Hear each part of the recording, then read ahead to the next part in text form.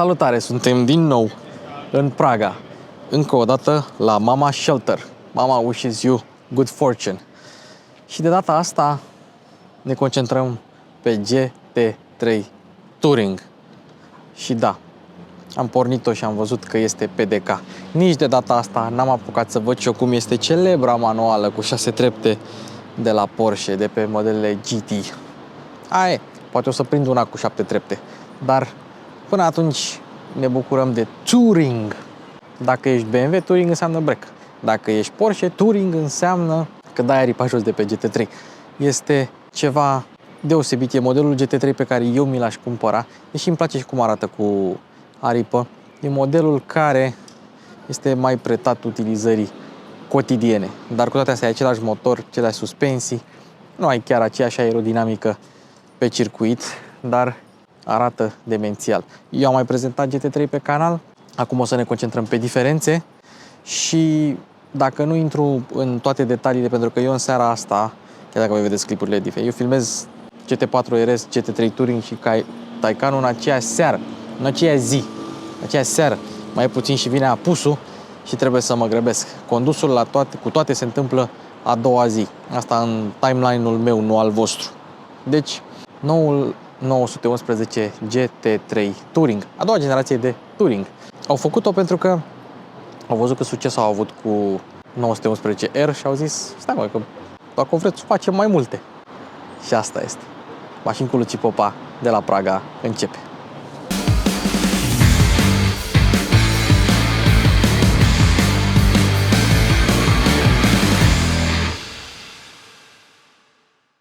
Nici nu știu cu ce să încep. Încep cu o întrebare. Cum vi se pare că arată GT3 mai bine, cu sau fără aripă? Acum, hai să începem cu, sau să vă arătăm cheia. De ce focalizare automată bună a făcut. Deci, încuiere, descuiere și portbagajul din față. Cheia se asortează cu culoarea mașinii, încă nu știu dacă e culoare PTS, poate vă spun mâine când o conduc.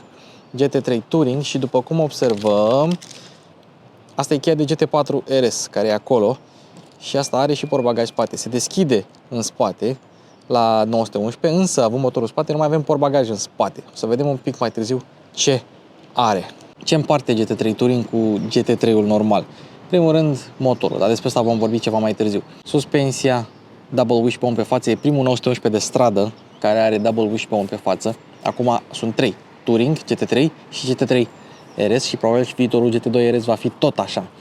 Suspensia, motorul, frânele, specificațiile tehnice, 0-100 și mai departe, toate sunt identice între 911 și celelalte. Inclusiv transmisiile sunt aceleași, nu diferă mare brânză, dar o să vă arăt ce diferă imediat, că sunt totuși multe diferențe.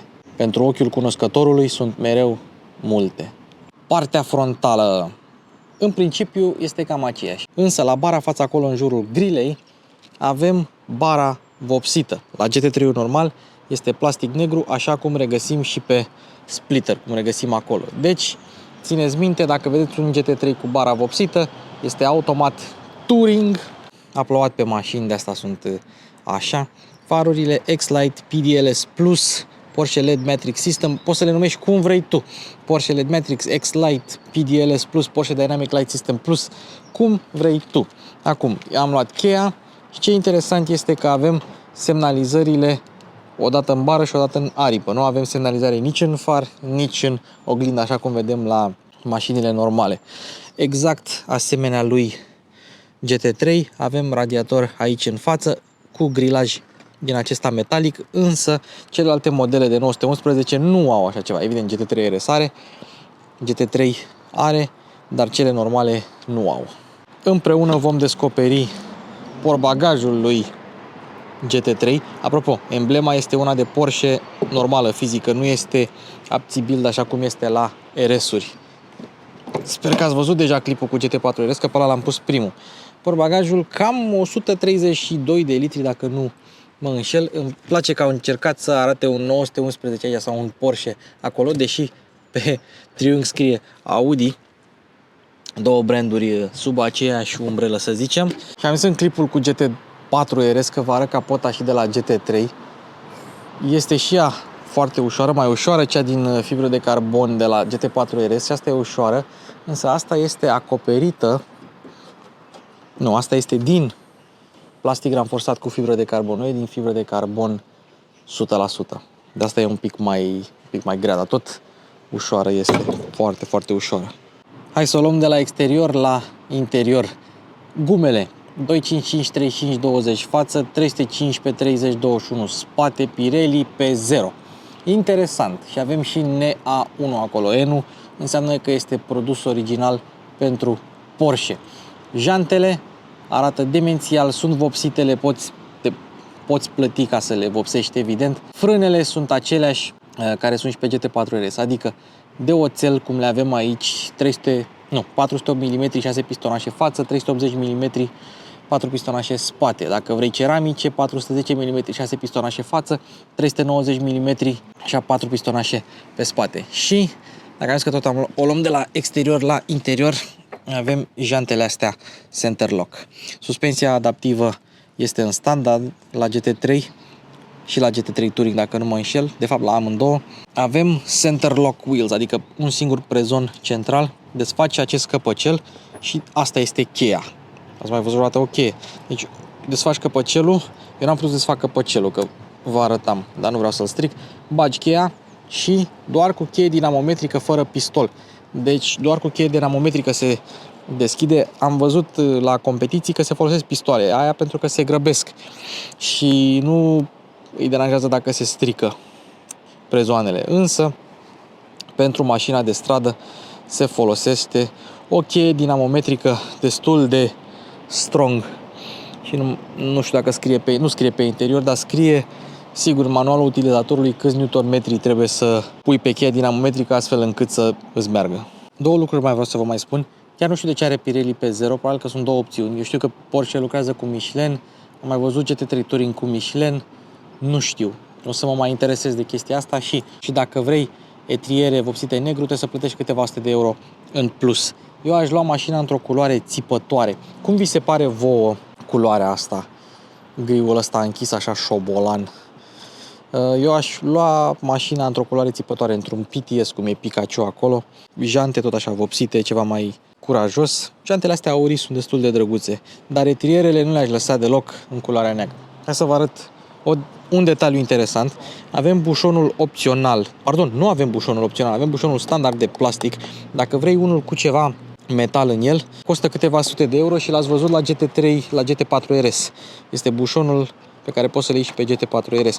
Interesant este că poți să-ți alegi un bușon opțional și vezi să nu-l pui cu Porsche scris de sus în jos, că nu se mai vede așa frumos. Dar e interesant că nu are opțiunea asta. Adică e destul de ok configurată mașina, dar nu are acel bușon. Mașinile Porsche de test și de presă și de ce vreți voi sunt mașini muncite, așa cum ar trebui să fie modelele Porsche, pentru că rezistă. Însă, uite, ele sunt PPF-tuite, au folie până aici. Până aici au folie și cu toate astea, ia stai să vedem, da, au folie și pe oglinzi și folia asta a fost atinsă. Deci vă dați seama că la o asemenea mașină care e și muncită, niște pietricele ar face ravagii. Așa că dacă aveți o mașină cât de cât scumpă, puneți un PPF, o folie de protecție, ca la telefon. GT3 Touring păstrează mânerele de 911 normale. Apropo, mașina are folie și aici, da? Ca să fim înțeleși. Deși la unele versiuni poți să ai bucata asta neagră. Interesant, ca să semene cu un RS 3.2. Drăguț. Hai să ne întoarcem la mânere. Mânerele sunt cele de 911. La RS au pus mânerele de modele mai vechi pentru că ar trebui să fie mai ușoare sau ceva de genul. Dacă vrei să deschizi, pac, încuizi, pac, deschizi și a intrat în mașină. Evident, fără rame la geamuri duble. Sunt curios dacă GT3-ul normal poate avea geamuri duble. Sincer, nu mai țin minte, dar cel pe care l-am filmat eu nu cred că avea. Trebuie să revizitez materialul. Un detaliu interesant care, după părerea mea, ar fi trebuit să rămână este faptul că la GT3-ul Touring aceste chedere vin cromate. Pe GT3-ul normal nu poți să le ai deloc cromate, pe Touring vin standard cromate și dacă vrei să le ai negre, le poți avea negre oricum. Același lucru este valabil și la evacuare. Da? Avem evacuarea cromată, dar închis. Dacă o vrei, standard vine deschisă pe Touring, pe GT3 normal, vine exact așa cum o vedeți aici. Din unghiul ăsta, mașina îți aduce aminte de NFS Porsche ca lumea de tot. De fapt, nu, din unghiul ăsta. Cam așa conduceai în NFS Porsche. Vum, vum. Însă, hai să ne întoarcem. Da, tot spatele e plin de elemente aerodinamice, difuzorul tot funcțional, dar sub mașină, și îmi pare rău că nu putem să arătăm, sunt multiple, dar chiar foarte multe, vreo 10 aripioare care canalizează aerul către difuzor sau în afara mașinii, astfel încât presiunea să fie ridicată sub mașină și ea să stea lipită de șosea. Da, mai avem aici o aripioară, aici o priză de aer falsă, emblema Porsche, celebra deja dungă ce unește stopurile. Poate, hai, ia să-i punem și pozițiile dacă tot vine noaptea și ne putem juca. Ok, poziții. Ia uite cum arată spatele ăsta demențial, mai ales noaptea. Și mașina are o aripă ce se ridică hidraulic la viteze mari. O putem ridica și noi și o să o ridicăm imediat. Evident, mașina nu va mai avea aceeași forță de apăsare precum un GT3 normal, dar nici nu are nevoie. E o mașină cu altă destinație, poți să o duci pe circuit, va fi mega rapidă, dar probabil acolo, la viteză foarte, foarte mare, spatele va fi un pic mai nărăvaș.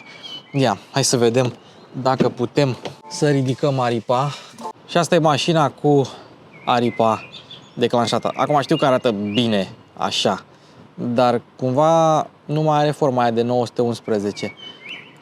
Vă las pe voi să decideți. Mașina arată mai bine în realitate decât credeam cu aripa asta micuță declanșată. Cam așa arată și din partea asta aripioara. Nu știu, spuneți voi, arată mai bine cu sau fără? Ați merge cu ea declanșată tot timpul? Evident că mașina la viteze mici nu produce forță de apăsare cu aripa asta, acționează mai mult ca o frână aerodinamică, o să-ți consume mai mult mașina, are mai multă rezistență la înaintare. Bă, da, arată bine, mă, și așa. Nu știu, nu-i găsesc cusur din punctul ăsta de vedere și sunt curios dacă merge. Da, merge și cu aripa deschisă, merge să deschizi capota între ghilimele, unde poți să vezi doar inscripția 4.0, două ventilatoare și aici ulei și apă și tot ce mai vrei. Evident, Porsche recomandă Mobil One, adică de că m-am apucat de YouTube, eu spun că bag Mobil One în mașinile mele, dar uite că bagă și Porsche, bagă și Bentley, care în principiu folosesc aceleași motoare. Mă refer la alea de 4.0 care e pe Panamera aia. Și acum are două aripi. Că tot în... Uite. Și acum cu două aripi. N-arată rău nici cu două aripioare. Al treilea stop de frână e încastrat aici și evident pe spate scrie GT3 Touring cu T mic. Chiar dacă numele mașinii este cu T mare, aici scrie cu T mic. Și spre deosebire de GT4 RS, pentru că mașina asta nu este un RS, este un Touring, e o mașină care vrea să fie condusă și poate fi condusă și zi de zi, cu toate că suspensia nu e mai moale la Touring decât la GT3 normal. Avem aceleași setări pentru arcuri și amortizoare. Ai dezaburire la lunetă, pe când nu aveai la RS, la 4RS, că la 3RS încă nu știu. Motorul pe care din păcate nu-l vezi decât dacă îl privești de sub mașină este ultima iterație de 4.0, 6 cilindri, boxer, aspirat, injecție directă, distribuție variabilă, care se turează până la 9000 de ture, 9000 frățicule, același pe care îl găsim pe GT4 RS, pe GT3 normal, pe GT3 RS, diferă puterea oarecum, 510 cai putere la 8400 de rotații pe minut, restul de 600 sunt ca să te bucuri tu, o să vedem cum se aude demențial, 470 Nm la 6100 de rotații pe minut, deci asta are cuplu maxim acolo unde multe motoare nu au puterea maximă, ceea ce mi se pare absolut fabulos. Tracțiune spate, motor spate, anvelope mega late ca să ai tracțiune, să nu mai ai efectul ăla de pendul pe care l-aveai cu mașinile din NFS Porsche. Trebuia să ai talent să prinzi o glisadă cu un 911 V, chiar și NFS Porsche, în realitate presupun că era și mai interesant. Transmisie automată, PDK cu 7 rapoarte, 318 km/h viteză maximă, 3,4 până la 100. Dacă ții manuala, este mai lentă cu jumătate de secundă până la 100, nimănui nu-i pasă, și are viteză maximă mai mare, nimănui nu-i pasă, pentru că aia e o mașină de care să te bucuri, să mergi cu ea, să te bucuri de condus. Da. Cine spune că automatele schimbă mai rapid? Da, ok, sunt mai rapide. Da, ok, sunt mai performante. Dar manuala e mai ușoară și te implică pe tine în condus. Că dacă vrei să nu fii implicat în condus, îți iei automată. Dar dacă vrei să conduci, să apeși tu 3 pedale, să faci rev match, să turezi motorul până la cât vrei tu, să-l lași în limitare, atunci îți iei manuala. Și acum eu suspin că nu. Mi-am făcut sânge rău, îmi doresc o manuală și mai mult. Așa. Deci nu contează performanțele, contează cum te simți. Eu aș lua o manuală, aș lua un GT3 Touring manual sau mai lua un Cayman GT4 RS, nu, GT4 normal, manual. De fapt, știi ce, mi le-aș lua pe toate. Pe cine mint eu? Că le-aș lua pe toate. Manuale și PDK, așa mai departe. Hai să vedem și cum arată interiorul, iar de condus un pic mai târziu. Vedeți modelul ăsta de piele? Ăsta îl găsiți doar pe GT3 Touring, nu pe GT3-ul normal. Rest, piele, materiale bune, sistemul de sonorizare Bose, avem buzunare capitonate, praguri cu GT3, butoane să deschizi cele două capote, în spate e mult spus capotă, dar până la urmă e capotă pentru că acoperă motorul, și intrăm la interior.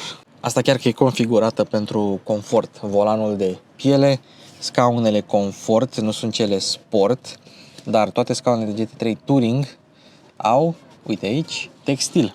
Cele de GT3 normal au Alcantara. Deci avem piele, textil, multiple reglaje, prea multe ai putea spune, dar cu astea ne jucăm mâine când stăm la volan. Am stat în ele, sunt confortabile, tetiere integrate, emblema Porsche pe tetieră, centuri de siguranță negre. Garantez că se pot configura cumva și dacă vrei să rabatezi scaunul, ai un cârlig pentru hăinuță aici și un spațiu de depozitare. La GT3 și la GT3 Touring nu există scaune spate. Din câte am înțeles, are legătură unul cu cușca, cu roll cage-ul pe care poți să-l pui.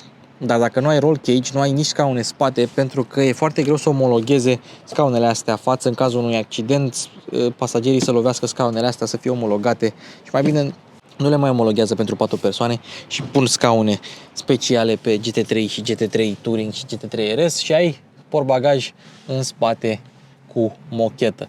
Și sincer prefer așa decât 4 persoane în GT3. Deși îmi plac 911 ori. A pornit Panamera. Deci cam asta este cu scaunele. Ele sunt mega confortabile.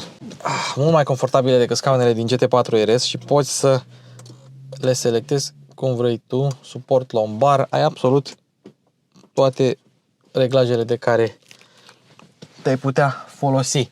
Avem în schimb Racetex, nu Alcantara pe plafon. Racetex este materialul pe care Porsche îl folosește ca să înlocuiască Alcantara și volanul este din piele, însă îți dai seama că e volan de GT3 pentru că, deși este volanul GT Sport cu padele, cu cusături, cu diametru ceva mai mic, avem aici dungulița care îți atestă că ai de face cu un GT3 Touring. Padelele sunt și ele puțin depărtate, dar m-am obișnuit deja la câte modele Porsche am condus. Ele sunt ce trebuie. Și schimbătorul, același pe care îl regăsești pe GT3, GT4 RS și GT3 Touring și pe GT3 RS mai nou și scrie aici GT3, nu scrie Touring. Apeși și bagi în viteză. Pedalierul este exact ca la GT4 RS, accelerația la podea și frâna într-o parte, pentru că ai tendința să ții picioarele un pic într-o parte atunci când accelerezi sau frânezi, nu ții drept, blană. Asta este cheia. Da, deci nu mai bagi cheia. Ai contactul. Așa s-a pus contactul. Farurile auto, ceață, fază scurtă și poziție. Evident, faza lungă o ai de aici. Așa sunt comenzile pentru lumini la GT3. Volanul de data asta are butoane, la GT4 RS nu avea. Pilot automat, aici comenzile pentru sistemul audio, comandă vocală, meniul computerului de bord și cam așa cu poziția la volan. Ce e interesant este că pare că eu am 3 camere de filmat, dar am una singură cu 3 reflexii diferite. Avem vitezometrul și cu ceasul și alte informații, turometrul până la 10.000 în dreapta, iar aici avem Press to show modul track. Da, avem și mod track aici. Tare. Uite curba de putere, foarte mișto. Ne arată accelerațiile și acum modul de stradă, modul de rulare, normal, sport și track și alte informații peste tot. Avem și harta. Vedem și unde suntem. Consum, trip și așa mai departe, dar vreau să mergem la press to configure. Vedem la track, start, stop, sport, exhaust, rear spoiler și așa mai departe. Lucruri pe care le poți configura oricum în sistemul de infotainment. Și uite ce a venit acum. Este un Cayenne, a doua generație, care pare de America, dar e prima generație facelift, care pare că este de Germania, că e o mașină oficială de Porsche, dar e ceva dubios la ea, că pare de America. E interesant, o să o studiez după. Avem parasolarul mic cu luminiță, avem câteva scurtături pentru lift kit, suspensie, SC off, SC și traction control off, apoi toată climatizarea exact ca la orice 911, scaune încălzite pe GT3. N-am văzut niciodată, nu cred că o să mai văd o dată în viața mea, poate doar pe touring. Un suport de pahar, frâna de parcare electrică și exact ca la GT4 RS, de fapt nu chiar, aici încă mai avem USB-uri, la GT4 RS nu le aveam aici și două USB-C-uri pentru conectivitatea Apple CarPlay și Android Auto. Dacă la GT4 RS aveam frumos USB-ul aici în torpedou, aici nu avem, un torpedou normal de 911 clasic și al doilea suport de pahare care se află acolo. Și acesta este sistemul de infotainment, ultima generație de sistem de infotainment, cel puțin până acum, pentru că apare Cayenne-ul nou cât de curând și ala va avea probabil un sistem un pic updatat. Da, Porsche Communication Management, Navigation Media Car, dacă te duci la Car ai toate modurile de rulare, Drive Mode, să mergem pe Track și le poți configura. Sport Exhaust System, spoilerul deschis, Start Stop Off, șasiul pe track și așa mai departe.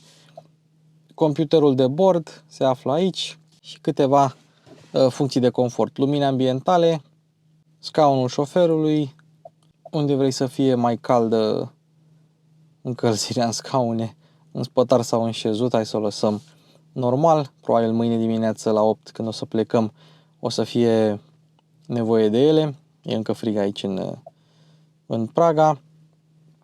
Device, Apple CarPlay, Android Auto, Sport Chrono, dacă vrei să cronometrezi. Ne întoarcem, setări, updates over the air, pentru că are sistem de infotainment cu update-uri over the air, exact ca orice sistem de software care se respectă modern, nu contează că este de infotainment sau nu. Lucrurile interesante la car sunt, la mașina acolo. Și la Apple CarPlay și Android Auto. Oricum, sistemul răspunde bine, Apple CarPlay răspunde bine, am condus suficiente cât să nu mai trebuiască să vi le arăt pentru că le aveți deja pe canal la alte modele de Porsche. La asta contează foarte mult cum merge mașina. Însă, dacă tot suntem în track cu Sport Exhaust și cu spoilerul deschis și cu contactul pus și așa mai departe, eu zic că merită un call start și din interior. Că de motor o să ne săturăm mâine. Sau mă rog, pentru voi în 2 minute. Ia.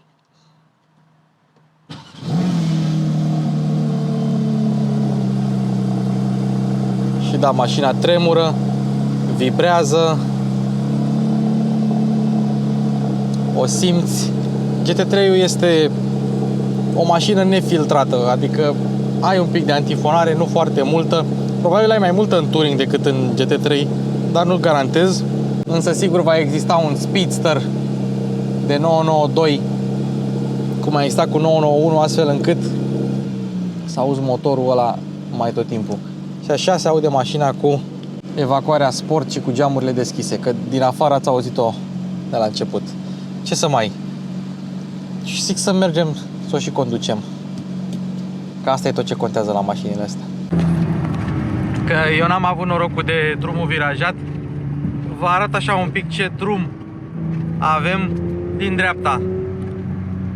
Îl avem pe Radu Gură Multă de la catalogul Racing Wheels la volan. Și eu o să mă prefac că nu mi-e frică și că sunt curajos. Poftim? Nu m-ai speriat. Sau așa, ce puțin așa pare. Zici că suntem în drumurile din NFS Porsche.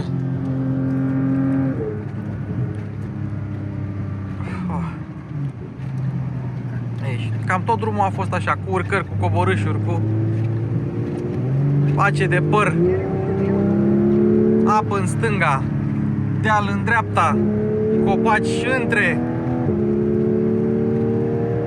Motorul se aude demențial și mașina asta chiar virează bine. Chiar are un diametru de bracaj destul de bun pentru ce mașină e.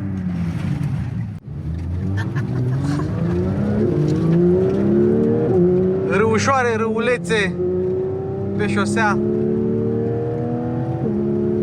Uite norișorul acolo în deal sus. Deci ce peisaj, ce drum. Idilic. In 1 kilometer, you will arrive at your destination.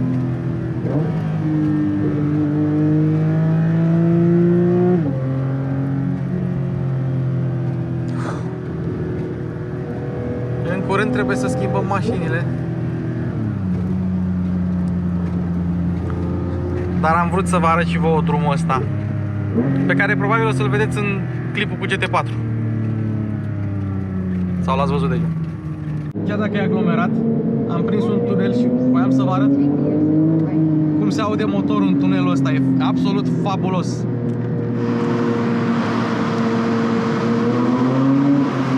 Aha. Toate astea menținând viteza legală. Eu nu mă aud pe mine, nu știu dacă mă auziți voi pe mine.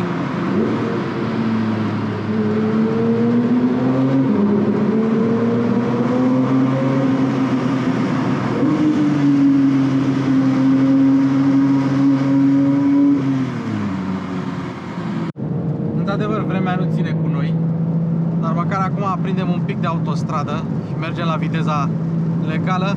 Măcar aici ne putem juca un pic cu vitezele. Să auzim motorul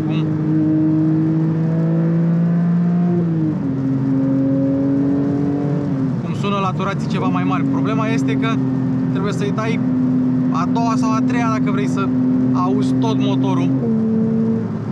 Mergem pe sport, șasiu pe sport, eleronul ridicat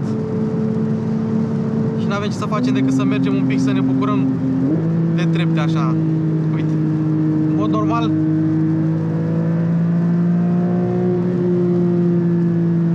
cu a treia depășești viteza legală pe autostradă, că sunt treptele lungi, dar te poți juca din poadele, simplu și cu grijă.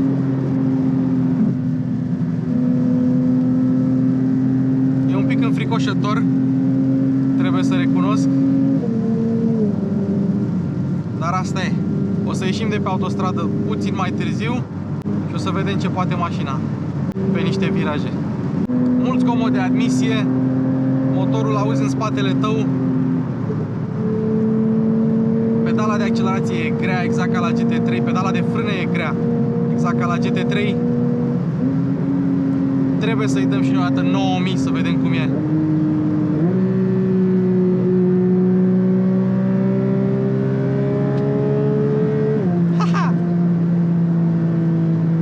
În fața avem o Panamera care ne face drum, ne face traseu, avem coloană oficială și mașina nu dă niciun semn cum că ar vrea să plece de sub tine, cel puțin aici și acum.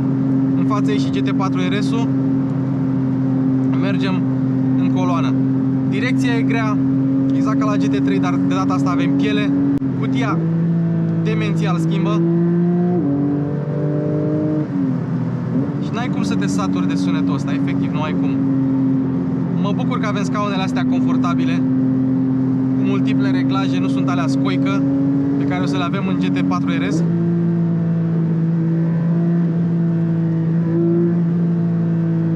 Și evident pe ploaie ți-e și frică să-i dai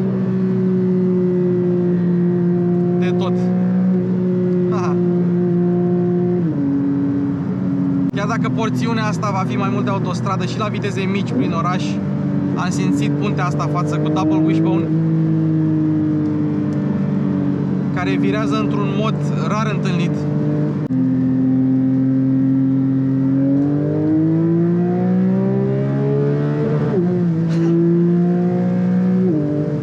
Pe manual cutia nu schimbă când îi dai în limitare, te lasă să te bucuri.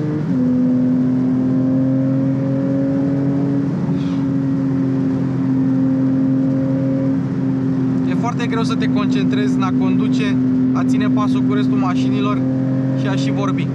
Așa, deci mașina virează ca o muscă în călduri. Puntea față e efectiv lipită. O pui telepatic, o pui pe trasă și-i drept. Asta mi-aduc aminte de la GT3, că momentan ne bucurăm de porțiunea asta de autostradă cu touringul. Dar chiar și așa, suspensia, deși rigidă, pe șosea poate fi folosită zi de zi. Atenție la gropi, atenție la denivelări și nu vei avea probleme. Volanul ăsta GT Sport mai mic, vreo 35 de cm diametru, e volanul perfect.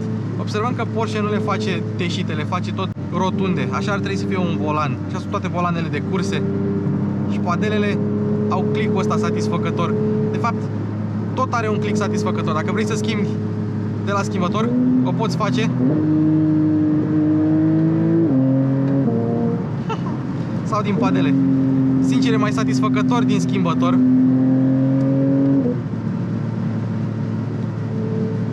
Dar nu mai ții ambele mâini pe volan. Pentru mânuțele mele de liliputan, padelele sunt un pic depărtate, dar poți foarte simplu să te joci la ele. E o experiență și asta în GT3 pe ploaie.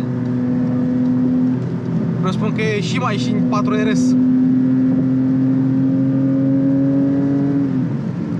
Două boxeruri pe autostradă, cântând la unison.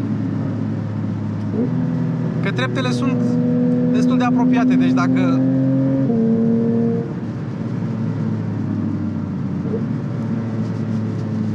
am fi în aceeași treaptă, am cântat chiar că la unison.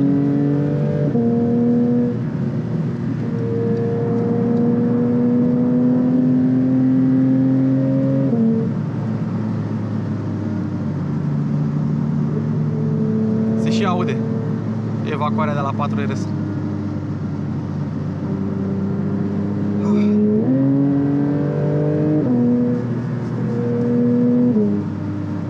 Când n-ai ce face și te plictisești, joacă-te un pic prin padele. Dă-i 5 schimbări de treaptă dintre a 7-a până într-a 2-a și vezi cum se schimbă tonalitatea motorului. Cât de repede a putut să schimbe, cu toate că e dublu ambreiaj, trebuie să schimbe treaptă cu treaptă, chiar și la kickdown. Te poți juca așa cu ea, să cânte. 3, 2...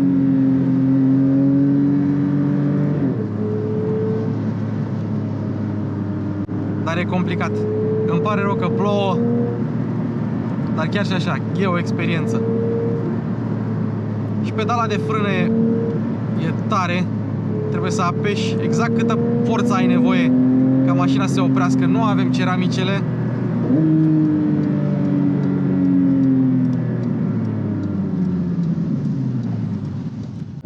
Din păcate, nu mai putem conduce GT4. Dar măcar am mai prins o tură pe drumul ăsta cu GT3-ul. Și ne putem bucura așa de drum cu puțin comentariu. Veniți cu mine în această scurtă călătorie. Se aude totul în aripi. Apă, pietricele, tot. Trebuie să avem totuși grijă că drumurile sunt destul de înguste.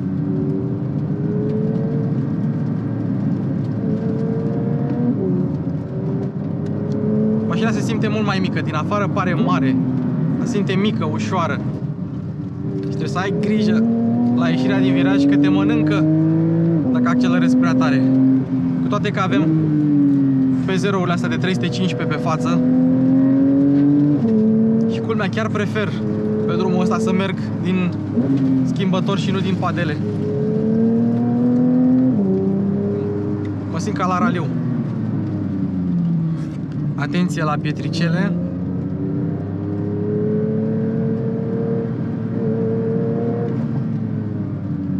Noroc că avem navigația care ne ajută. Uite, cum în...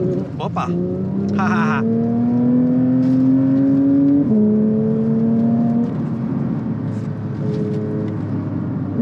Anvelope reci, vrea să fugă.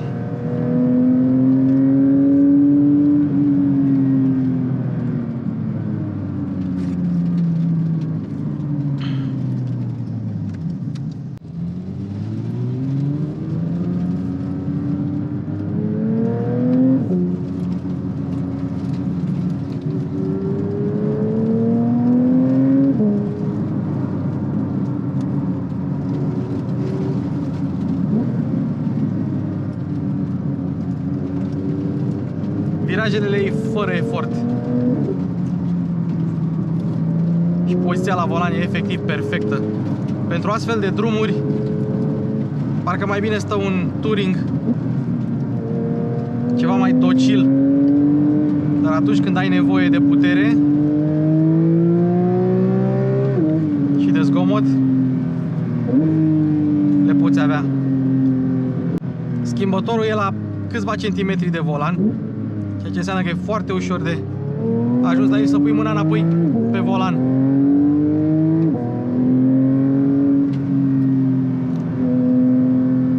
Evident că ăsta e motor de putere, nu-i de cuplu.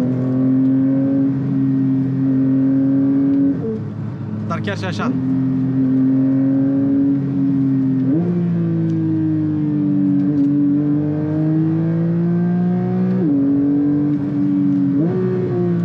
Chiar și așa trage. Pedala de accelerație e tare tocmai ca să nu apeși prea tare din greșeală.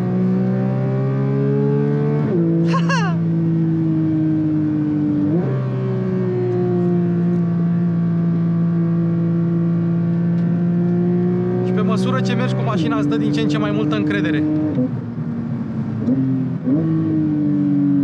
Și retrogradările astea sunt lapte și miere. Efectiv lapte și miere.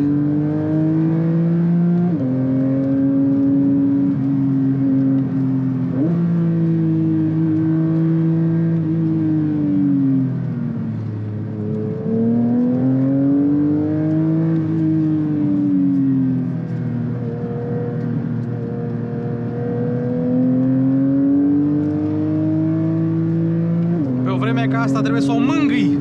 Efectiv să o mângâi.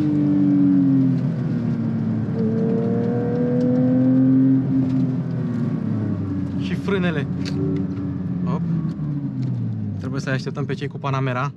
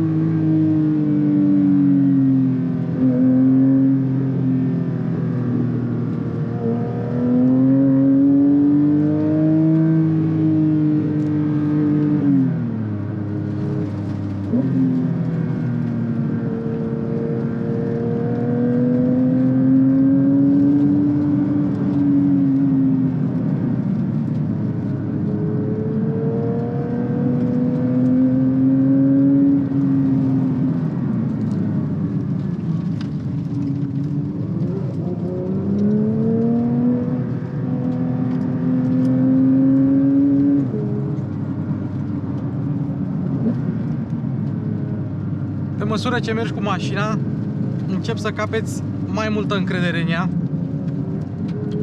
Deși acum drumul s-a mai stricat puțin, tot stă lipită. Trebuie doar să ai grijă cu accelerația în aceste condiții. În rest, totul e de vis. Și vizibilitatea e bună, atât în față cât și în spate. Eu mi-am pus evident scaunul mai sus să văd. Prima dată când am condus, aveam scaunul ceva mai jos.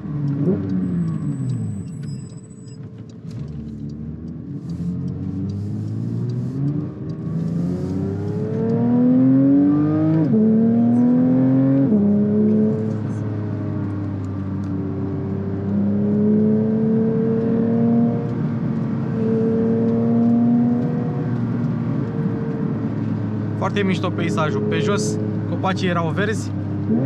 Aici avem un cadru ceva mai...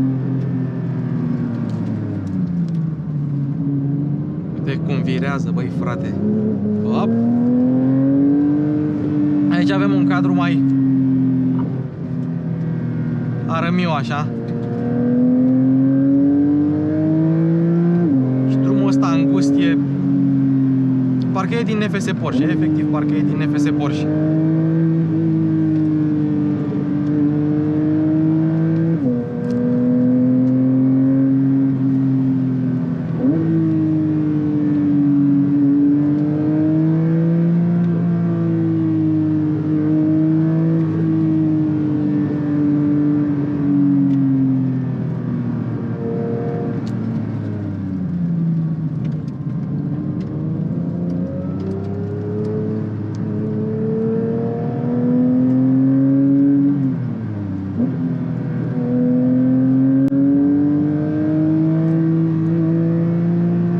Cum se aude de afară prin pădure când trece mașina asta și cum s-ar vedea de afară.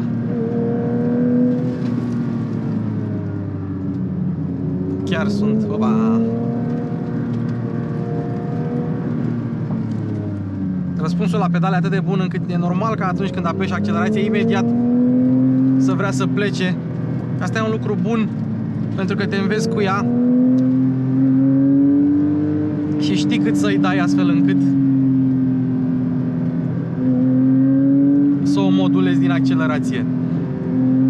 Nu e ca una turbo, să accelerezi, aștepți un pic, tu deja... Așa. Uite, cum e cu drumul ăsta. Tu deja prinzi încredere și după aia, bam, vine boost-ul și te trezești la 180 de grade. Avem râulețe pe șosea, avem de toate. Și mai ales între a întâia o frână de motor tare. În a doua și între a treia ai frână de motor, dar nu e fenomenală.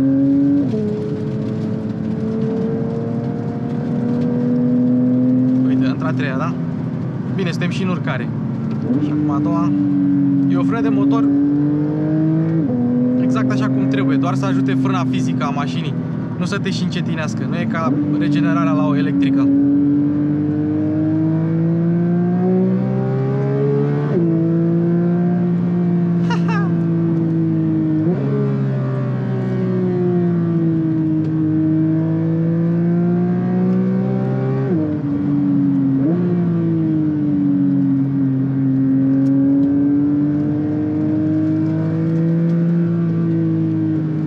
Chiar dacă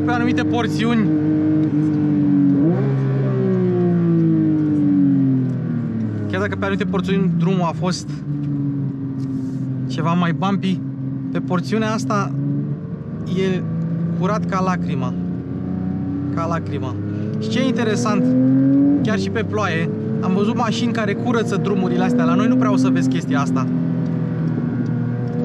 Le curăță să fie curate, pentru că de la ploaie cad frunze, mai vin pietricele.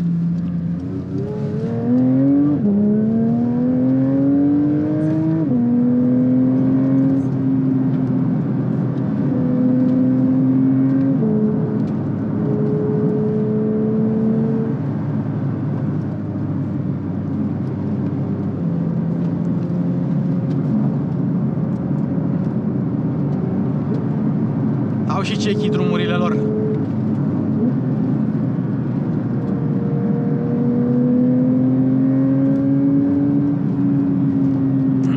Așa ar trebui testate mașinile astea nu pe autostradă, nu prin oraș, nu printr-un București înfundat. Să găsești un astfel de drum, să te folosești de el. Cu toate că ele nu sunt făcute ca și drumuri de condus.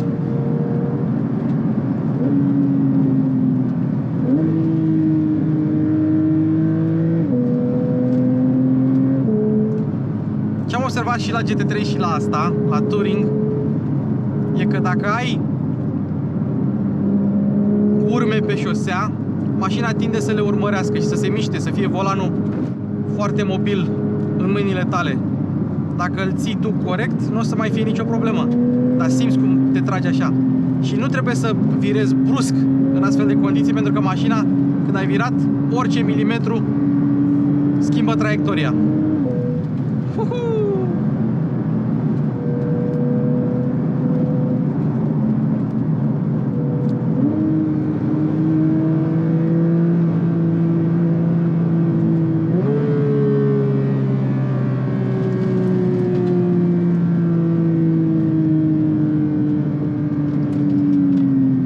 Dacă avem noroc, dă și soarele.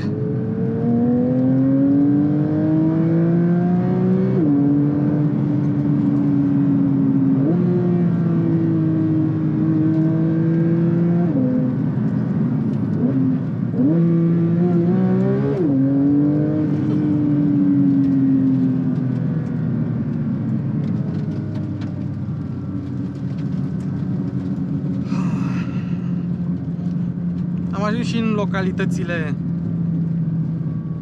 din afara capitalei, liniștite, rustice, tradiționale, colorate, curate. Asta e cel mai important. Cehia și Praga chiar e o destinație unde să vii. Evident, au berea lor tradițională.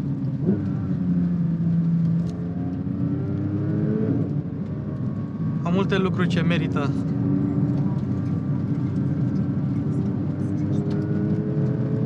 vizitate.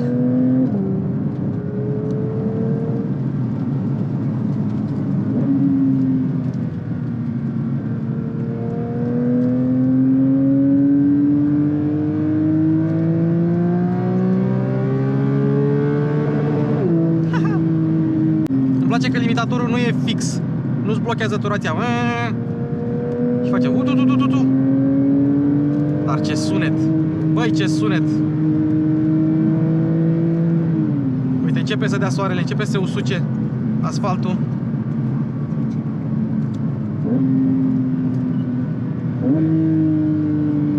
Ce mașinuță!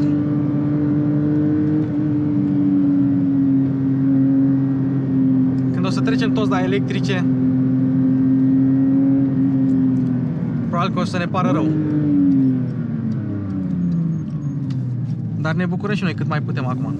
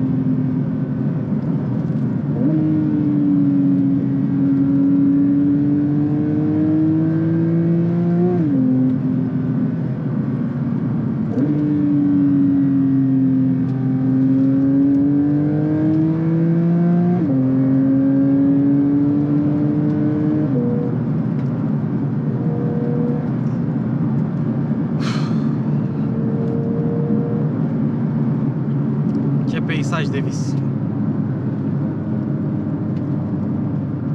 Și noi am mers pe sport până acum. Sport pentru șasiu, sport pentru motor. Nu am trecut în track, pentru că oricum nu e cazul. Mașina e suficient de rapidă și de plăcută, încât să nu fim nevoiți să facem asta. Poate altă dată o să mergem și pe circuit.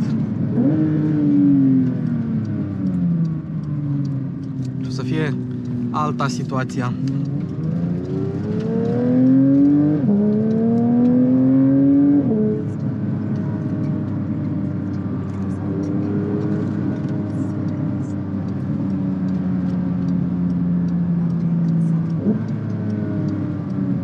E clar că, indiferent la ce turație ai fi,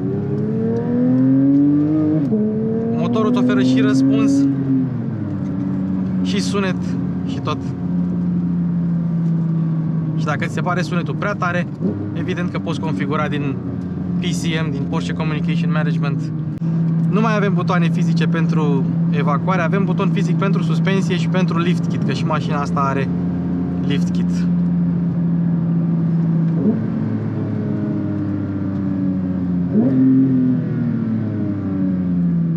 Ia, primul dâmb, evident, rigidă. Încă unul. E bine că simți totul sub ea. Imediat o simți cu fundul. O simți și din volan, evident. Și cam asta a fost scurta noastră plimbare, dar intensa, cu GT3 Touring. Ne vedem data viitoare. Vă pup!